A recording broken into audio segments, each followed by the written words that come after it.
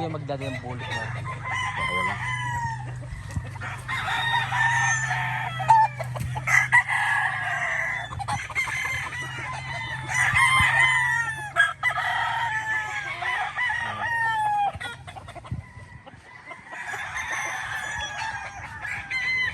Ito guys, di kasama to.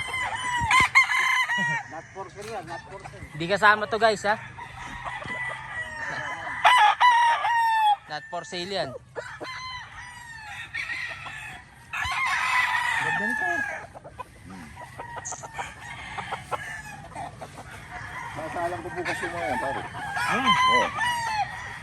Uy, yung galing sa akin. Nandun sa likod. Nakapasa ba o hindi? Pwede. Eh, kulay lang naman. Nagdadala dyan.